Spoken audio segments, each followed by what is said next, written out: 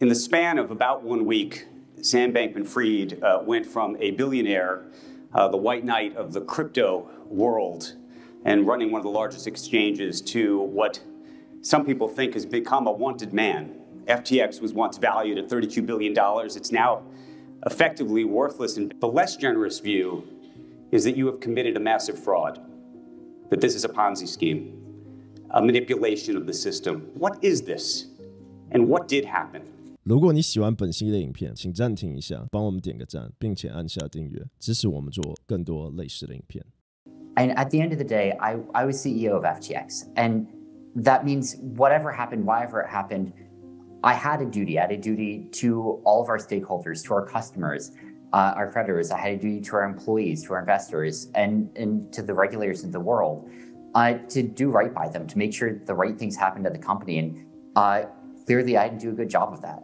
Clearly, I made a lot of mistakes or things I would give anything to be able to do over again.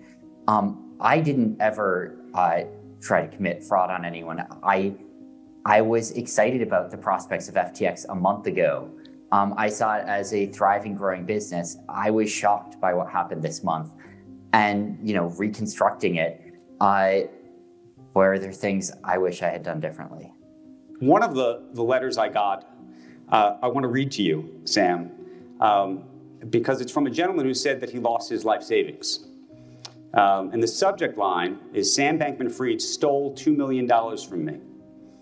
It says, Andrew, can you please ask SBF why he decided to steal my life savings and the $10 billion more from customers to give to his hedge fund, Alameda?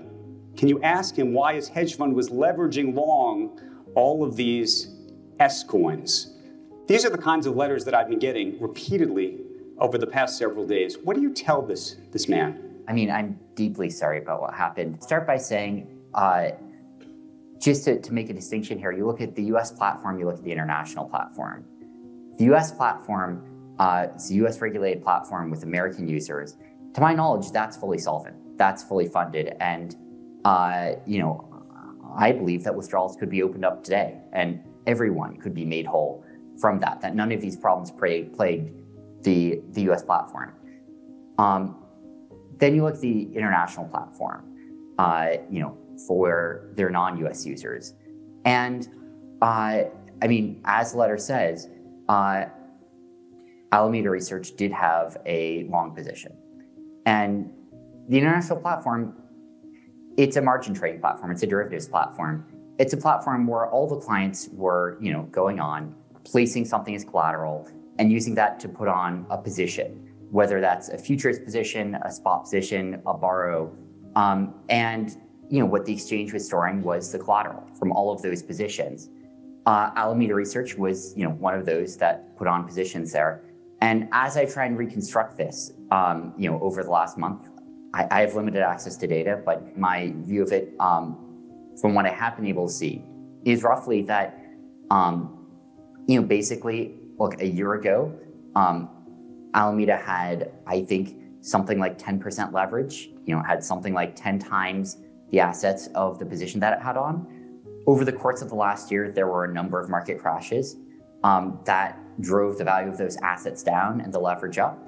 I think it was, to my knowledge, still under 2x leverage, as of a month ago. You look at what happened this month, and in a few days, all out, PR assault, which led to a total market collapse in a pretty short period of time, no bid-side liquidity. I think more than $10 billion wiped off in the matter of days. And realistically speaking, no ability for FTX to be able to liquidate that position and generate everything that was owed from it. But I think the bigger question is where Alameda got the loan from, which is to say that there is a view that this is about commingling of funds. The terms of service for FTX, it says none of the digital assets in your account are the property of or shall or may be loaned to FTX Trading. FTX Trading does not represent or treat digital assets in users' accounts as belonging to FTX Trading. So how is it possible that Alameda had this loan of such a large size? There's that piece from the terms of service, but there were a number of other parts of the terms of service and a number of other parts of the platform on top of that. There is the borrow lending facility, where users were lending billions of dollars of assets to each other, collateralized by assets on the exchange. You had obviously futures contracts where there are leveraged positions on. Now, of course, all of this, it's meant to be the case that these are positions where FTX could, if it needed to, margin call those positions and close them down in time such that it would cover all of those, all those shorts, all those liabilities. Obviously, that wasn't the case here, and that's a massive failure of oversight, of risk management, and of diffusion of responsibility from myself running FTX. But just make this very straight. Was there commingling of funds? That's what it appears like. It appears like there's been a genuine commingling of the funds that are of FTX customers that were not supposed to be commingled with your separate firm. I didn't knowingly commingle funds. And again, one piece of this, you have the margin trading. You have, customers borrowing from each other. Alameda is one of those.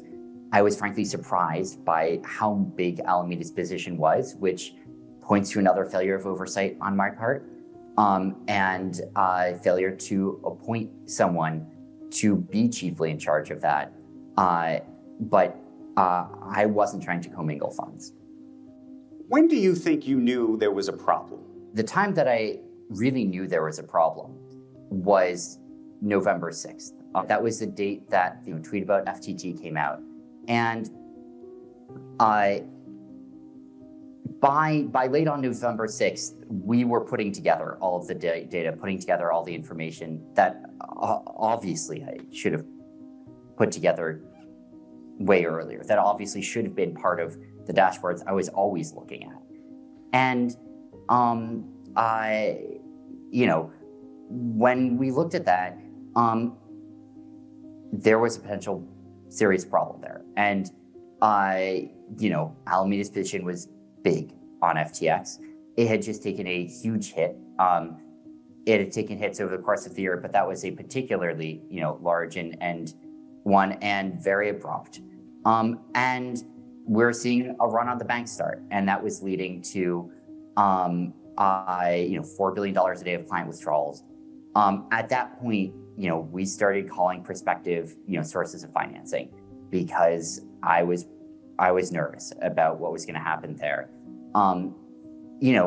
If you rewind even a few days, I was a little bit nervous, but not on nearly the same scale. And I was thinking about, risks that were substantially less. When you say you were nervous, you were nervous the company was going to go under, you were nervous you were going to get caught. What were you nervous about?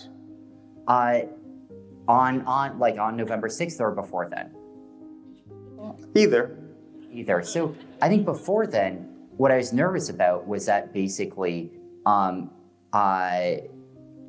this started, I would say, November 2nd or so, when there was, Alameda balance sheet, through CoinDesk, and when I started to think a bit more about this, I was nervous that that would lead to substantial losses for Alameda, and that it would be a bit messy. I didn't think it was existential for FTX. I didn't think it was going to lead to a massive loss for FTX's customers. I was thinking of this as more like Alameda is going to be really tight on funds, and that maybe it would end up having some small impact on FTX, but not a significant one, not one that hurt customers at all. When you're talking about November 6th, late November 6th, then, and especially as we bleed into November 7th and 8th, I start to become nervous that FTX is not going to be able to fill customer withdrawals. And by late November 6th, I am very nervous about that, and I'm starting to think about emergency scenarios, and I'm starting to think about things might end quite badly here. And the core metric that I'm thinking of there is, will we be able to make sure all customers are whole?